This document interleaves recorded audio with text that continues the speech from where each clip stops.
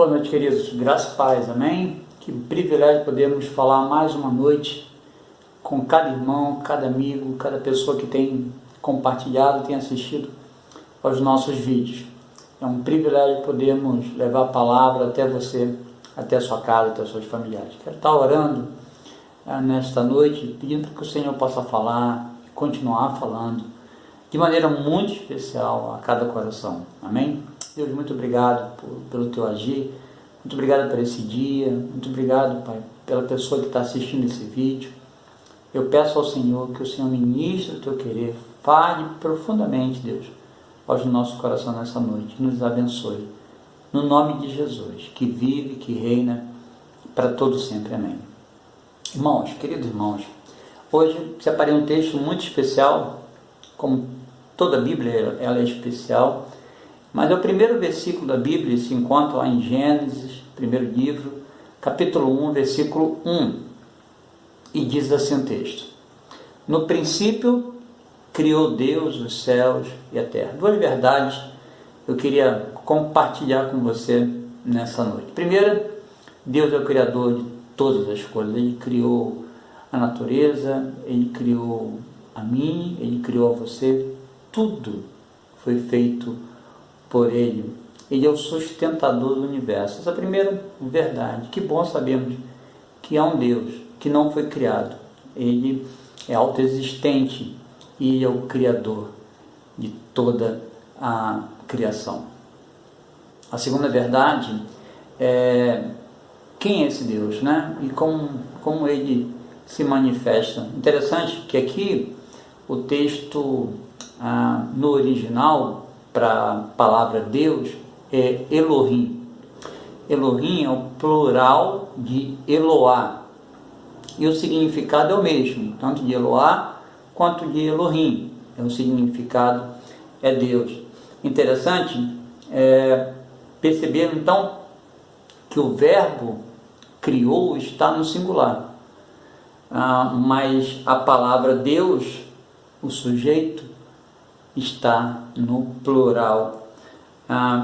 Interessante que podemos então ver e analisar dentro do contexto de Gênesis como que Deus se revelou e tem se revelado ao longo da história da humanidade.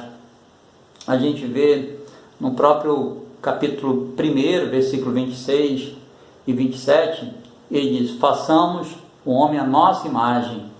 E também não está no singular. Podemos ver também no capítulo 3, versículo 22, eis que o homem é como um de nós, mais uma vez mostrando essa triunicidade de Deus. E por último, no capítulo 11 de Gênesis, versículo 7, desçamos e confundamos as línguas, né? Na história da Torre de Babel. Muito interessante, querido. A gente vai ver então que esse Deus se manifesta então através de três pessoas.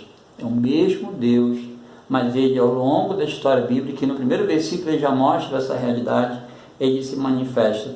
Podemos compreender então a unidade composta de Deus na Trindade, ou seja, um único Deus eternamente subsistente em três pessoas: o Pai, o Filho e o Espírito Santo de Deus. Interessante, eu separei aqui alguns textos e que eu gosto muito quando eu falo da Trindade, né? Um se encontra lá em Atos capítulo 4, versículo 12, que diz assim: e em nenhum outro há salvação, porque também debaixo do céu nenhum outro nome há dado entre os homens pelo qual devamos ser salvos. Então Pedro, falando ao Sinédrio, falando acerca de Jesus, do milagre que havia sido feito do coxo, e o coxo foi curado, e ele fala então que Jesus é esse nome, que é sobre todo nome, que não há outro que pode salvar. Interessante que logo em seguida, no capítulo 5 de Atos, a gente vê então a questão do Espírito Santo, quando Pedro fala para Ananias que ele havia mentido ao Espírito Santo de Deus. E no versículo 4, ele vai dizer: você não mentiu, Ananias, aos homens, mas você mentiu a Deus, enfatizando então a característica que o Espírito Santo é Deus. Um outro texto também que eu gosto muito é lá em João, capítulo 20, tem um texto que é muito legal, quando Jesus ressuscita e na segunda aparição dele, ele se encontra então com Tomé.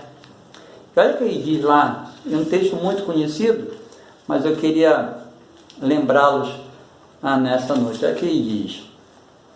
Então, versículo 24: Ora, Tomé, um dos 12, chamado Dídimo, não estava com ele quando veio Jesus pela segunda vez. E disseram-lhe, pois, os outros discípulos: vimos o Senhor. Mas ele disse: se eu não vi o sinal dos cravos em suas mãos, e não meter o dedo no lugar dos cravos, e não meter a minha mão no seu lado, de maneira nenhuma o crerei. 8 dias depois, então, no versículo 26, estava outra vez os seus discípulos dentro, e com eles Tomé. Então Jesus apareceu, estando as portas fechadas, apresentou-se no meio e disse: Pai seja convosco. Depois disse a Tomé: põe aqui, Tomé, o teu dedo, e vê as minhas mãos, e chega a tua mão e mete no meu lado, e não sejas incrédulo, mas crente. E a resposta de Tomé, querido, no versículo 28 de João, capítulo 20. Tomé respondeu e disse: Senhor meu e Deus meu. Reconhecendo então que Jesus é Deus.